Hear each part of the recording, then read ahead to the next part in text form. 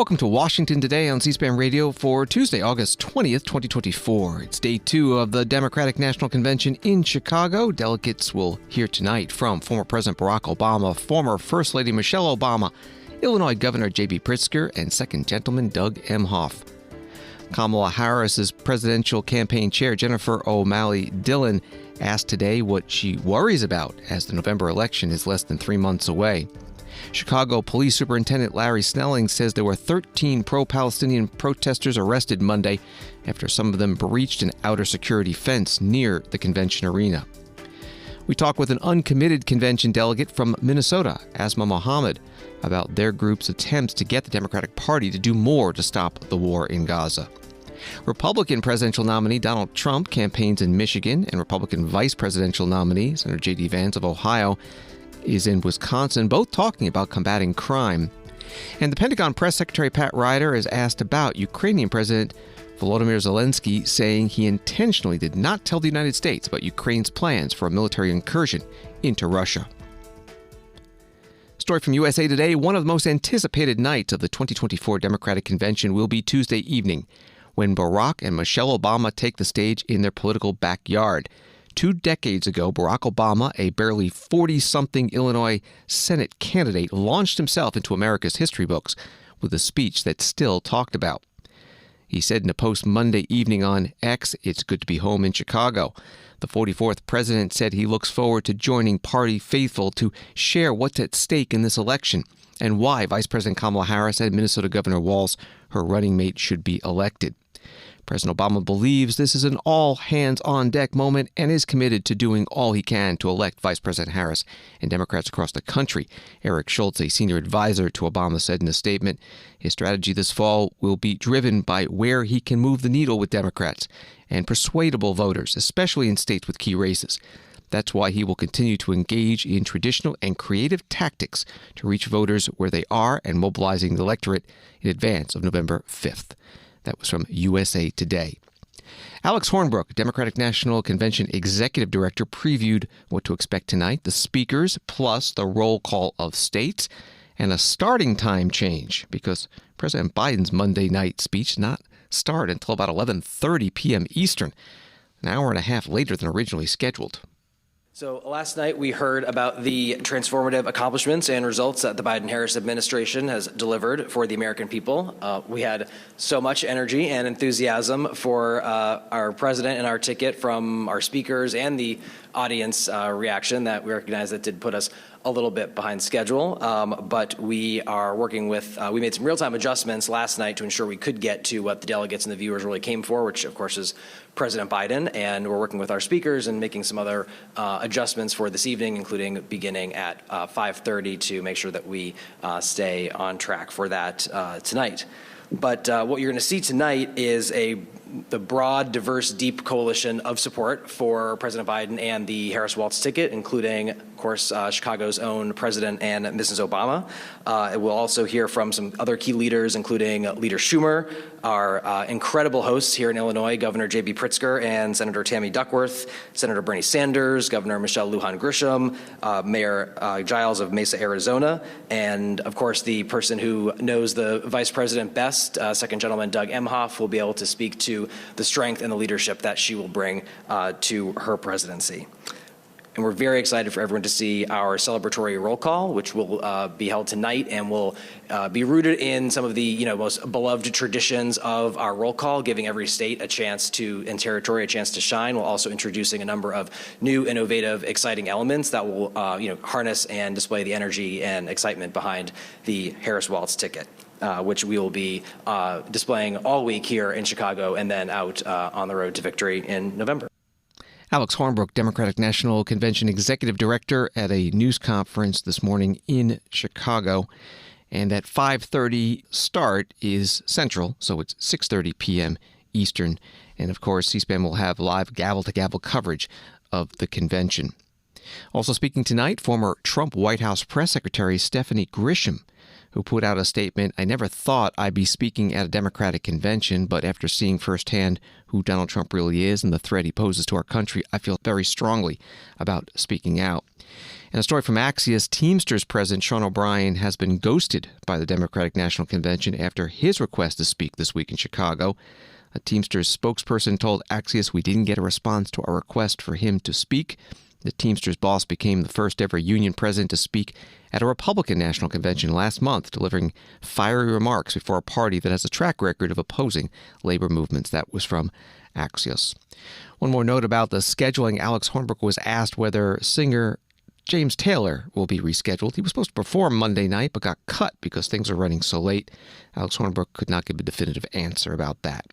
C-SPAN spoke with Megan Messerly, Politico politics reporter, about tonight's speeches by former President Barack Obama and former First Lady Michelle Obama, and why that traditional roll call of states when the delegates cast their votes for the presidential nominee will be ceremonial this time. We'll see former President Barack Obama, former First Lady Michelle Obama. What are their roles expected to be? That's right. Yeah. I mean, we've really just seen them be, broadly supportive of the ticket.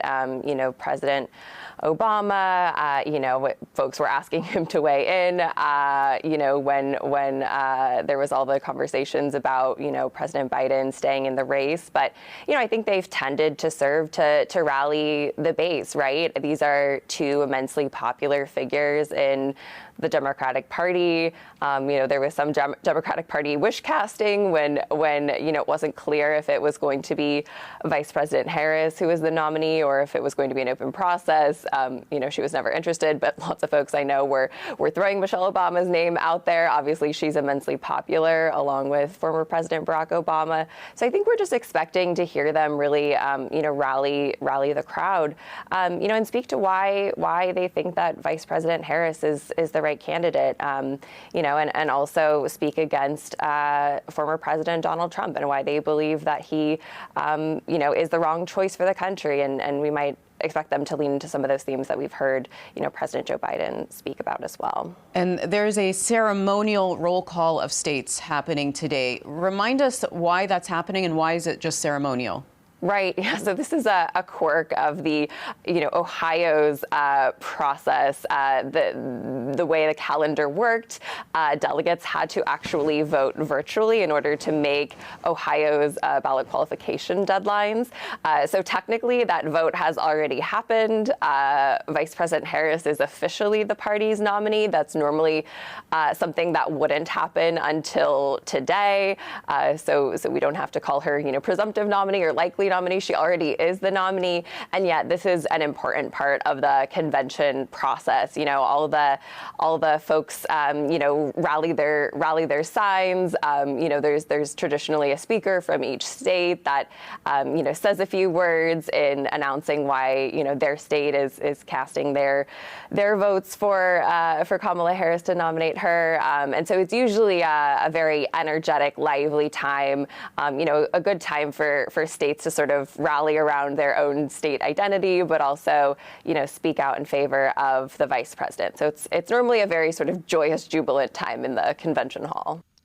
Megan Messerly, Politico politics reporter, a C-SPAN interview this morning. Senator Bernie Sanders, independent from Vermont, a former two-time Democratic presidential candidate, is one of the speakers at the Democratic National Convention tonight, night number 2 of 4.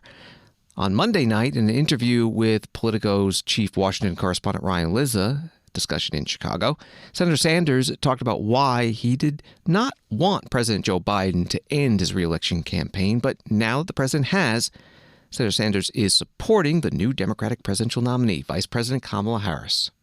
Were you bothered by that debate? Didn't you think that debate was problematic just because he couldn't make a coherent argument against? I thought it was a disastrous debate, period. Everybody did, and so did I. So did he. All right. But again, what I appreciated about him is he has been an excellent president. I believe that if he was beginning to talk about the needs of the working class of this country, he would have won re-election. I believe he could have served out another term in a very strong way. But all of that is ancient history. Kamala Harris is our candidate.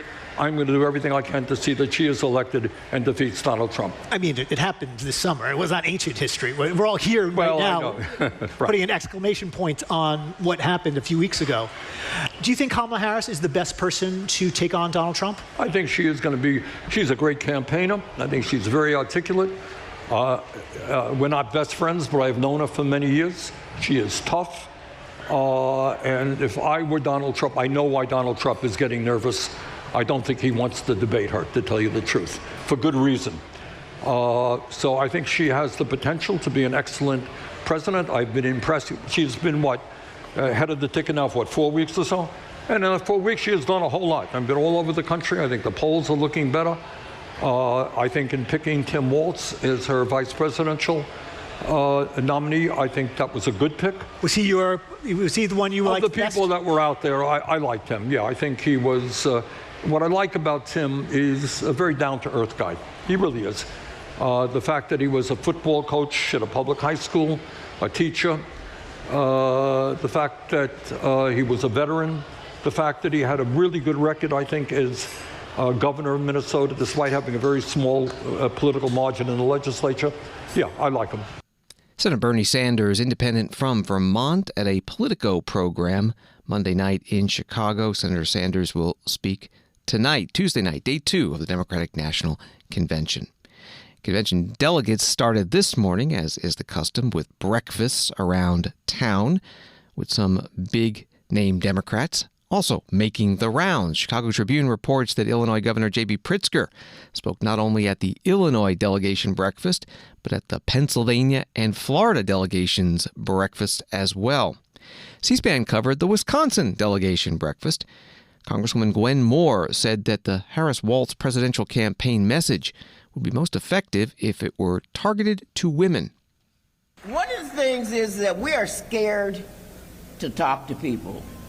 I don't know that we have enough money to put commercials on the air 5 times a day on 5 different subjects to try to explain the Inflation Reduction Act to people, explain what the bipartisan infrastructure bill is doing, to try to tell them, explain to them how we're reducing the deficit by the Inflation Reduction Act. I don't know if we have the gravitas to explain everything to them about the existential threat to our climate unless we do this or that. But what we have got to do is really center this ticket, Kamala Harris and Walz, in the solution. And let me just tell you who we're talking to. We're not talking to people who were Trump supporters or people who are on the margins or people that don't vote. We are talking about people who Kamala Harris is centering in her solutions. Family, she's calling it an opportunity economy. We have got to call it what it is. It's a family-centered economy that focuses on providing child care so that women can work. Focuses on expanding education, pre-K, paid family leave, restoring the child tax credit. Sounds to me, y'all, like a very feminine-centered, family-oriented agenda. And that's who we need to talk to. Congresswoman Gwen Moore, Democrat from Wisconsin, at today's breakfast in Chicago, hosted by the Wisconsin Democratic Party delegation to the Democratic National Convention. Tonight, number 2 of 4. As always, C-SPAN will have live gavel-to-gavel coverage. Begins at 6:30 p.m. Eastern. And as part of our expanded coverage of the Democratic National Convention, we stop by Dempalooza, an exhibition in McCormick Place in Chicago, the other venue they're using besides the United Center. And there are issue and voter mobilization activists who set up booths. Also, Chicago businesses were invited, and we spoke with some of them. So the DNC asked us to create a Chicago vendor fair and highlight Chicago's arts and culture. So it's a 4-day opportunity for Chicago businesses to really talk about who Chicago is and highlight their businesses. So we have Chicago performers also at the 2 different stages. So we've got people like dance organizations, Chicago house DJs. We have spoken word artists that will be at the 2 stages. But it's really about Chicago's neighborhoods. You know, Chicago has 77 different neighborhoods, so you've got different businesses here. You know, you have Shateri here from Lombard. You have Growing Home here, which is a different organization here that highlights, you know, Chicago's. They're out of Inglewood, and what's really cool about them is they're about our gardens. You know, so you have jewelry makers. So I love, you know, all of Chicago's businesses. So what's awesome about our artists here is that you get to see all of Chicago's businesses. Yeah, the Democratic Party is about our strong economy and our diverse economy, and Chicago's a microcosm of that. The National Democratic Training Committee is the largest and only free training resource available to any Democrat anywhere in the country. We train candidates, we train staff, we train local leaders. And the idea is to lower the barrier of entry for anyone who wants to get involved in democratic politics, build the blue wave, deepen the bench, and create long-term power. So we're here to let people know that we're available online at traindemocrats.org, that no matter what they're doing or where they are, we have free resources that they can take advantage of to build democratic power in their own community. If they're wanting to run for school board, city council, or Congress, it doesn't matter. If they're thinking about running, if they're a county chair and they don't understand, hey, how can I recruit volunteers or recruit candidates for the future? We want to provide those resources for free for anyone to make a difference. No excuse, there was another guy and he said, no, I think we have to give a reason. Yeah, so Unified is a social network for activism. It is a place for activists to discover, connect, and amplify each other. So we hope to accomplish at the DNC is to help folks come into Unified, join the network, and be able to connect with each other. One of the things we're actually doing as well is hosting a chat group here for the convention that makes it a lot easier for everyone to connect with each other, talk to each other, and share what's going on at the convention. So what people can do on Unified is they can follow other activists, share what other activists are up to, and help kind of promote their advocacy or their political work. It's a place for activists and organizers to come together in a safe space, a safe platform, and make sure that their voices are heard. Destroy a school lunch program, and by God, we still have a school lunch program.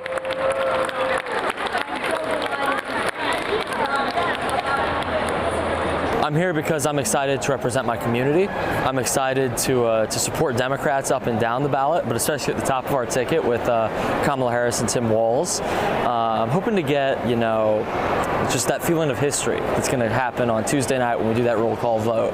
I'm really excited to feel the rush of emotions that that's certainly going to bring.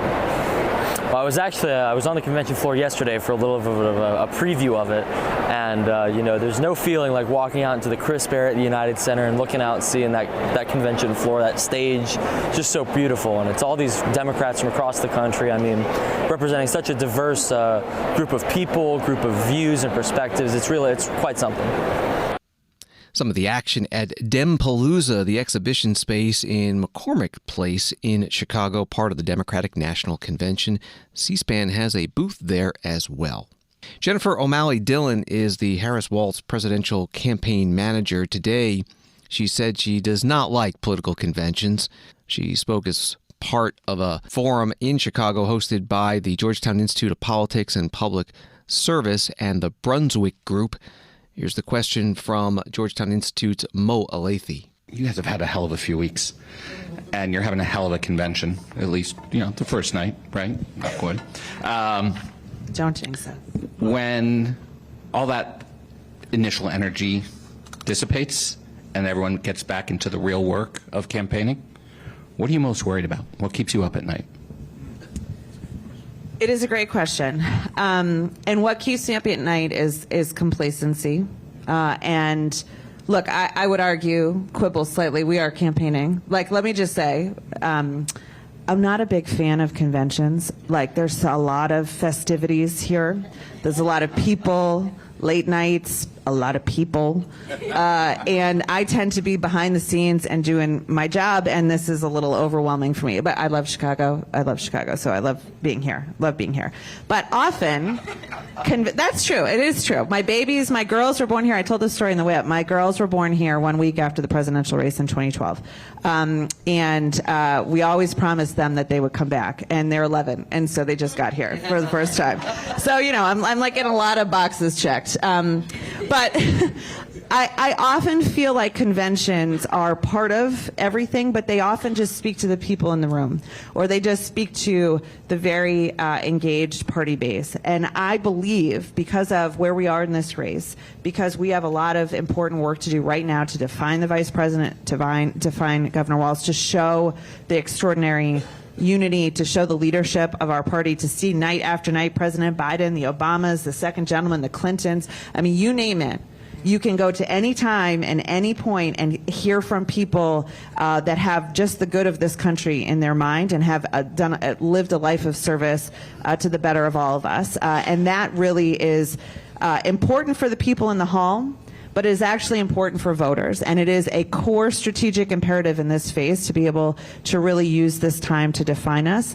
At the same time, I'm sure you're seeing these polls, and I'm sure you feel excellent about them. I feel excellent about them too. But let me make sure you know what these polls mean. This is a dead heat in the margin of error race. And we are winning some battleground states, and we are losing some. And we have not done enough to make sure that we have set ourselves on the path to 270, and that is the work of the next, whatever, 77, 80, whatever the next, yeah, 77, it's hard to keep track of them all. Less than 80 days in front of us. And I think when I worry about a lot, but I worry fundamentally that people could see what's happening and feel like we've had this great moment and now we're okay. The only way we are okay is if we keep doing the work, because there are still more people than not that don't know enough about who the vice president is and what she stands for. There are still more people than I would like that are looking at Donald Trump and still are giving him support, and giving him support at the highest level he has had even since 2016. So fundamentally, this is going to be as close of a race as we have ever had. We are a polarized country, and we have an opportunity to bridge those divides. But these are battleground states for a reason, because this country has people that support both sides, and it is our job as a campaign, but it is our job as a collective. This is not, and we do not see this as just Kamala Harris and Governor Walz versus Donald Trump. This is all of us versus Donald Trump, and a vision for this country is not reflective of what everyday Americans need and see. And this convention and our campaign is built to make sure everyone knows that they are welcome here. No matter where they come from, they do not have to agree with us. We have Republicans on the stage this week. We have people that are on the stage that never imagined necessarily going under a brand of being Democrat.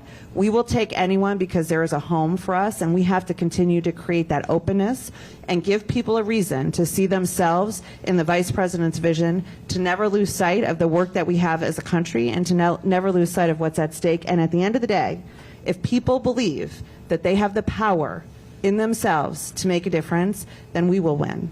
But it is up to us as a campaign to make sure we continue to do this, and we think we're off to a great start, but we have a long way to go. Jen O'Malley Dillon, Harris-Walz presidential campaign manager, at a discussion in Chicago held by Georgetown University Institute of Politics and the Brunswick Group. She was also asked whether there could be additional presidential debates beyond the one scheduled. You said the word debate. Will there be more than one? Well, listen, let's talk about that, Mo. So first of all, to be clear, Vice President Harris committed to a debate on the 10th. We are excited to be there, and we are excited to do more if Donald Trump shows up on the 10th and participates in that debate. And look, I mean, you guys saw we were locked in before, and then there was lots of hedging on their side. There was never hedging on our side. So the Vice President is excited to stand on that stage, to be able to show the clear contrast and choice for the American people. And any opportunity we have that, we will take and we will do. And we're excited about that debate and hope there will be more if Donald Trump decides to participate. Jennifer O'Malley Dillon. Vice President Kamala Harris, the Democratic presidential nominee, and running mate, Minnesota Governor Tim Walz, tonight are holding a campaign rally in Milwaukee in the same arena where the Republican National Convention was a couple of weeks ago. Former President Donald Trump campaigned today in Howell, Michigan, and his running mate, Ohio Senator JD Vance, was in Kenosha, Wisconsin, both focusing on crime and safety. Donald Trump spoke at the Livingston County Sheriff's Department. So when I return to the White House, we will stop the plunder, rape, slaughter, and destruction of our American suburbs, our cities and towns. And I think that women living in the suburbs, I keep hearing about the suburban woman doesn't like Trump. Well, I think it's a fake poll, because why would they like me? I keep the suburbs safe. I stopped low-income towers from rising right alongside of their house, and I'm keeping the illegal aliens away from the suburbs. I think that they like me a lot. I think it's a lot of fake polls. We've seen a lot of fake polls over the years. I was not supposed to win anything, and we won the big one. We won it and did a lot better the second time than I did the first. But women want to have safety. They want to have a strong military. They want to have a strong police force. They want to be in their house, and they want to be safe. They don't want to have people pouring into their doors and you can't do anything about it, right? So I think that's the number one thing. I hope they like my personality. I have a nice personality, but to me, it wouldn't be very important, the personality. They want to be safe. They want people like this happy, and they want people like this taken care of properly, because those are the people that keep them safe. So we'll shut down all deadly sanctuary cities throughout the country, because all they do is they shield criminals. I mean, they basically shield criminals from prosecution. I will shift massive portions of federal law enforcement to immigration enforcement. We're going to put a lot of immigration enforcement. We're going to close down the border day one. And we are going to, just so you understand, I am not a radical at all. I'm just a common sense person that was successful in what I did because of the same thing. We are going to let people, and we want people to come into our country. A lot of people. We need them. We need them for jobs.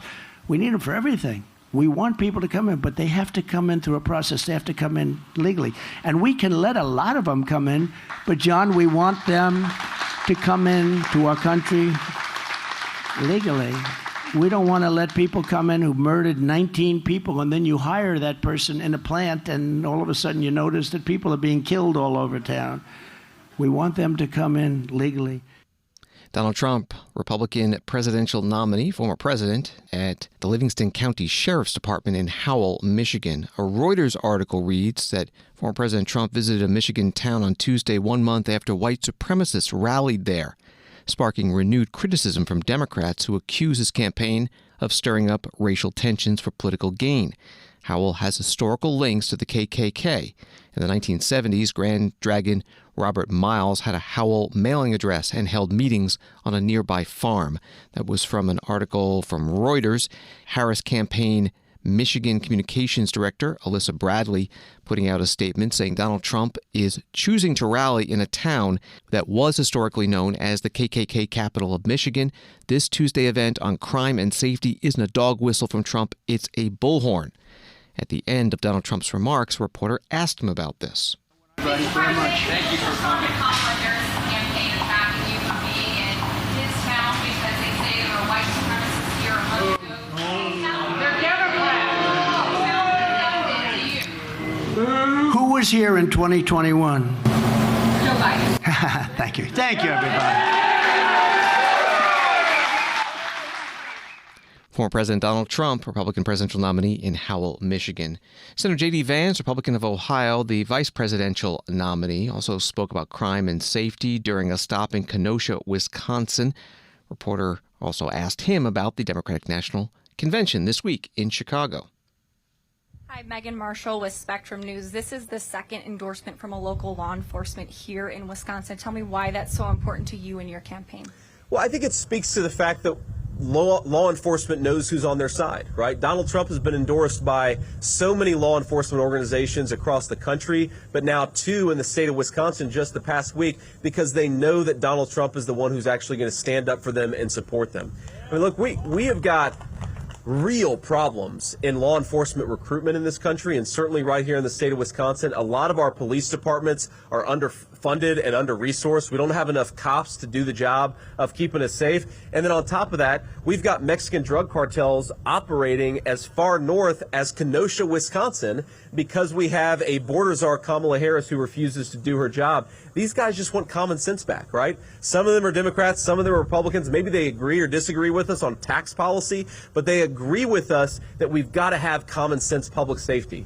And if we don't have public safety, we don't have anything. You can't build a business. You can't go to work. You can't take your kids on a walk in your neighborhood without public safety. Public safety is the foundation of having a good country, and the police of Wisconsin know Donald Trump is the public safety candidate.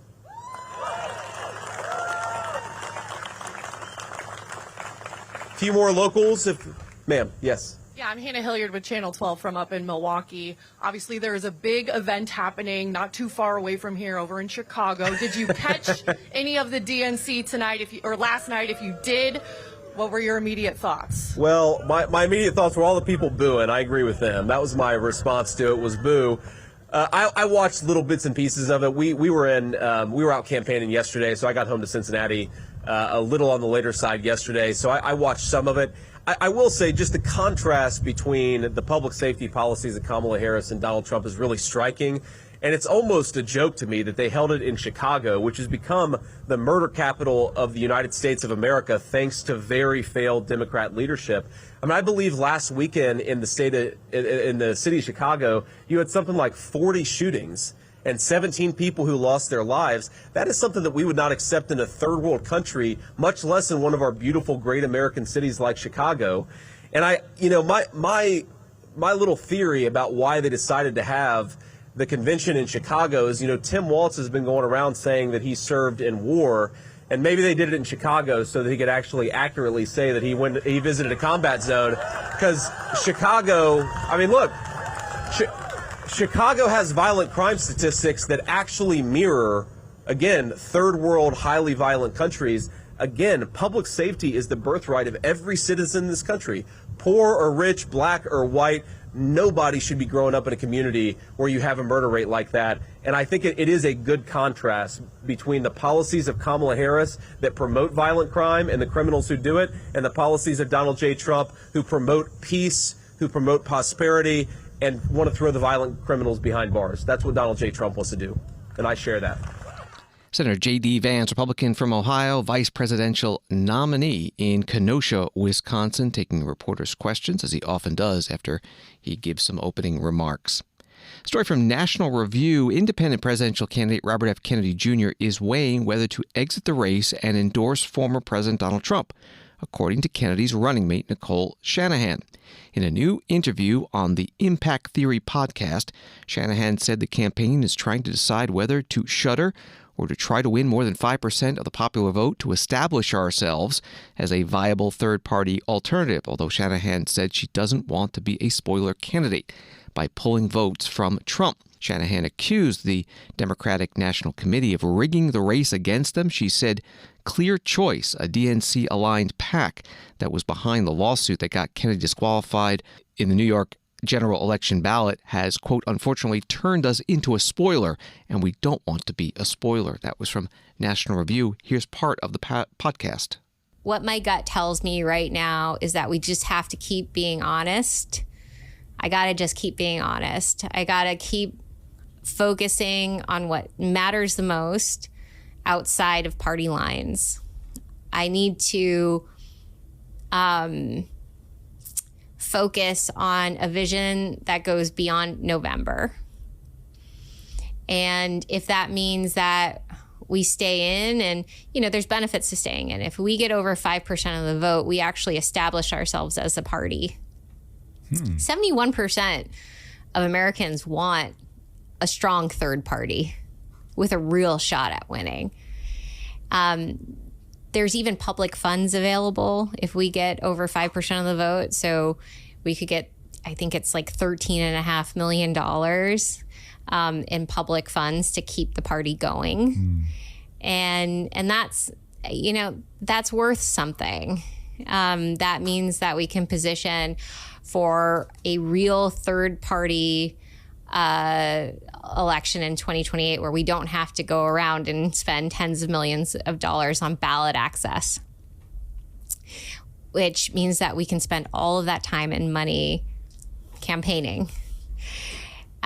So, you know, there's two options that we're looking at, and one is staying in, forming that new party, but we run the risk of a Kamala Harris and Walz presidency because we draw votes from Trump, or we draw somehow more votes from Trump, or we walk away right now and join forces with Donald Trump, and you know, we walk away from that and we explain to our base why we're making this decision.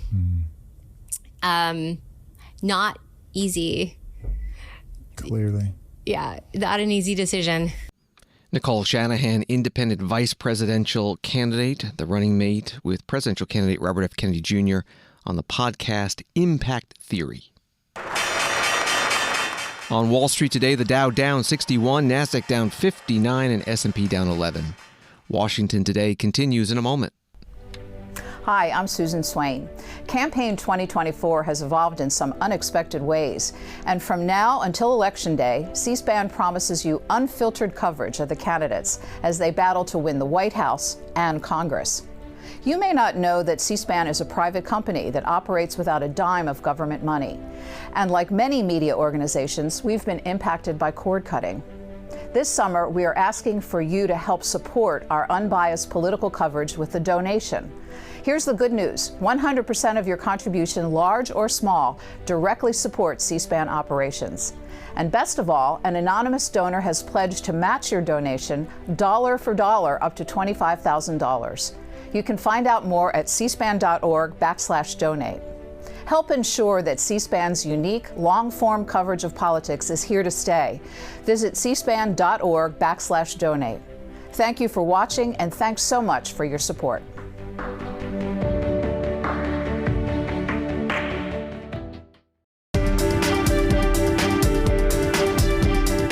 Welcome back to Washington Today, available as a podcast wherever you find your podcasts and on the free C-SPAN Now mobile app. Associated Press out of Chicago reporting 13 people were arrested during protests on the first day of the Democratic National Convention in Chicago, most of them related to a brief breach of security fencing within sight and sound of the United Center, the city's police superintendent said Tuesday. More protests were planned throughout the week, including one Tuesday night outside the Israeli consulate. However, attendance at the main rally on Monday was far below estimates of organizers who had predicted more than 20,000 would show up. The park where the most arrests were made, located a block from the convention arena, served as a destination point for a march of thousands calling for a ceasefire in the Israel-Hamas war. Several dozen activists broke off from the main group, breached the fencing, and were pushed back by police. Some of the reporting from Associated Press. Superintendent Larry Snelling held a news conference today in Chicago. Yesterday, as you saw, there was a breach of the outer perimeter in the area that was within sight and sound of the United Center, the venue where the DNC is being held. It was a brief breach. There were demonstrated tactics applied to remove some of the locks from the outer perimeter fence and the fencing. Our officers arrived on the scene. We were in immediate contact with our federal partners about it. Some of them breached into the fence, the adjacent fence. They attempted to pull that fencing down. We got in there as quickly as we could. Our officers showed great restraint. The leadership team being out there, making sure that the officers are remembering their training and relying on their training to get this done. Our officers at some point were sprayed with OC spray. We had objects thrown at officers, water bottles, water thrown on officers. No major injuries, but our officers did not overreact. We were able to clear that area up really quickly. Shortly thereafter, having a conversation with the Secret Service, that location was then fortified to make sure that that didn't happen again. We had approximately about 3,500 protesters that started out with that. And I'm not going to tie that event and what happened with the breach with the entirety of the protest. Because within that protest, we had people who simply wanted to exercise their First Amendment rights. Those people broke off and started marching when that group of individuals stayed behind and breached the fence. I'm just happy to say that the coordinated work between CPD and federal partners, nothing happened. We took complete control of it. There were 13 arrests made, but not in relation to that particular event. And what I'd like to say again is just I couldn't be more proud of how the Chicago Police Department responded under those circumstances. We put on display the training and the preparation that we've been engaged in for over a year now. Chicago Police Superintendent Larry Snelling at a news conference this morning in Chicago. He denied reports that some officers were violent with protesters and said that body camera footage and other footage would be released as soon as possible. Story from Roll Call: as protesters began massing in a Chicago park Monday morning to oppose U.S. military support for Israel, some Democratic delegates gathered in a meeting room deep within McCormick Place and vowed to press for change from the inside. The delegates, 30 in all, represent Democratic primary voters who cast uncommitted ballots to signify their unhappiness with U.S. support for Israel in a war that has claimed more than 40,000 Palestinian lives. That article was from Roll Call. One of those committed delegates, Asma Mohammad from Minnesota, was on C-SPAN this morning. Our goals are to get a permanent immediate ceasefire and an arms embargo, and we've been doing that through getting our delegates to talk to other delegates. We know that the majority of Democrats support a permanent immediate ceasefire, so we've been hearing a lot of support. We have a delegate sign-on letter that we've been circulating and we've been getting a lot of support for, and we've been talking about an arms embargo. For the first time, we actually heard on the main stage people talking about Gaza, but those words aren't enough, and we want to see actual policy. So we've been negotiating and talking to the Harris campaign and are working to make sure that we hear about actual policy that will save Palestinian lives. And when you say you've been talking to the Harris campaign, what's the reaction been? Who have you been talking to? What details can you provide there? Yeah, our lead organizers of Uncommitted National are talking to the Harris campaign to make sure that these policies come from the people and are going to save lives. After the DNC, we're hoping to talk to Vice President Harris about what these policies can look like and how they can come from community. Just a few weeks ago, our organizers met with her briefly in Michigan to say we want to talk about an arms embargo, and she said she would be willing to talk. And we're hopeful. We're hopeful that this can mean meaningful policy that will save lives, but we need that to happen imminently. Yesterday's ceasefire could have meant lives saved today. Asma Mohammad, uncommitted delegate to the Democratic National Convention from Minnesota, on C-SPAN's Washington Journal program this morning. At the daily Democratic National Committee news conference in Chicago, reporter asked Michael Tyler, communications director for the Harris-Walz presidential campaign, about the convention speaker lineup and this issue. Will there be a Palestinian speaker at the DNC this week? And if not, why not? I don't know if we have any programmatic updates on the speaking program right now to speak to. Obviously, we've had the panels that have been going on that have been productive and fruitful conversations throughout the week this week. I think what you've also seen from this campaign and from this vice president is somebody who understands the goals of many of the people who are showing up to demonstrate here, and frankly, who shares those same goals, right? Somebody who wants an end to the violence, who wants a permanent ceasefire and a just and lasting peace and an end to the violence, and is going to work day in and day out until we resolve that, whether that's as vice president right now or if she has the opportunity to serve as commander-in-chief. And frankly, that is a stark contrast, somebody who approaches situations like this with the seriousness that they deserve in the vice president versus somebody in Donald Trump who approaches issues of national and global security with his own personal self-interest at hand. I think that is going to be the fundamental contrast that the American people see for the remainder of this campaign, and it's a contrast that we are prepared to run on. Michael Tyler, communications director for the Harris-Walz presidential campaign, at a news conference today in Chicago. Story from Reuters. The United States on Tuesday disputed a report that cited Israeli Prime Minister Benjamin Netanyahu as saying he might have convinced U.S. Secretary of State Antony Blinken that Israel should keep troops on a border strip between Gaza and Egypt. According to an ex-post by an Axios journalist, Netanyahu told a gathering that Israel would not withdraw forces from the Philadelphia corridor between Gaza and Egypt as it was a strategic military asset, and he told Blinken this during a meeting in Israel on Monday. That was from Reuters. And Secretary of State Antony Blinken has continued on to Egypt and Qatar in his Middle East trip. President Volodymyr Zelensky, writes the New York Times, has said that Ukraine's surprise offensive into western Russia, which entered its third week on Tuesday, shows the West that its fears about the ramifications of attacks on Russian territory are unfounded and should be abandoned. As his forces attempted to push deeper into Russian territory, Mr. Zelensky seized the moment to challenge a limitation from Kyiv's allies that has long frustrated Ukraine, the use of Western-supplied long-range weapons against Russia, which Ukraine argues is key to disrupting Moscow's military operations. That from the New York Times. Today, Pentagon Press Secretary Pat Ryder was asked about reports that President Zelensky withheld the information that his troops were going to enter Russia from the U.S.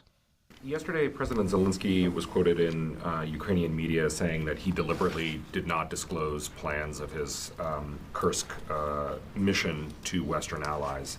Is that something that the Pentagon, that dynamic is something that the Pentagon expects to be part of the relationship going forward? And is that a source of concern in this building? Well, look, I think our commitment and support for Ukraine is strong. Right, and we're going to continue to support them for the long haul, as you've heard Secretary Austin and others say. We're going to always keep those channels of communication open, because the better we understand what Ukraine's objectives are, the better we can support them. And so this is why we have multiple mechanisms to include frequent phone calls between Secretary Austin and his counterpart, and forums like the UDCG where we can have those discussions. But at the end of the day, again, it's important to take a step back in terms of what we're trying to achieve here, and that's a free and sovereign Ukraine that is able to defend itself and deter future Russian aggression. So just a quick follow-up, sorry. No, you would say that there's no change in the closeness of the relationship between Absolutely the U.S. not. No. Pentagon Press Secretary Pat Ryder, an Air Force Major General, at the Pentagon News Conference today. Independent newspaper in Great Britain writes that Ukrainian forces have destroyed a third bridge in Russia's Kerch border region in as many days, blowing up vital supply lines to Vladimir Putin's forces defending the area against Kyiv's surprise cross-border assault. And finally, on Washington Today on C-SPAN Radio, as we look to night number 2 of the Democratic National Convention in Chicago, a moment from the first night. Steve Kerr, coach of the Golden State Warriors of the National Basketball Association, and also the coach of the Paris Summer Olympics gold medal winning Team USA, as the New York Times put it, praised Vice President Kamala Harris and urged Americans to come together to reject former President Donald J. Trump as if they were one united basketball team. Think about what our team achieved with 12 Americans in Paris, putting aside rivalries to represent our country. Now imagine what we could do with all 330 million of us playing on the same team. Not as Democrats, not as Republicans, not as libertarians, but as Americans who know the greatness of this nation doesn't come from any one of us, but from each of us doing our part to build a more perfect union. That vision is what this campaign is all about. It's why I'm here tonight. And it's why I'll be getting out every day to help people get out and vote on November 5th and elect Kamala Harris and Tim Walz as the next president and vice president of the United States.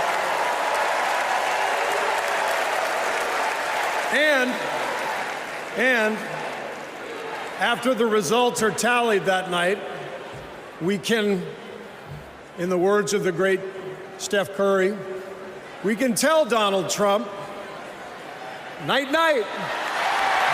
Thank you. Golden State Warriors coach Steve Kerr at the Democratic National Convention Monday night in Chicago, same arena where he won 3 NBA championships as a player on the Chicago Bulls. And that night night, complete with palms together, side of the head tilted, a reference to what his NBA team's star Steph Curry did in Paris at the Olympics, telling the crowd that Team USA was going to beat France for the gold medal in men's basketball. Thanks for listening to Washington Today. Subscribe to C-SPAN's free evening newsletter word for word. You'll get the stories making headlines in Washington sent to your inbox every day. Sign up at cspan.org/connect. Have a good night.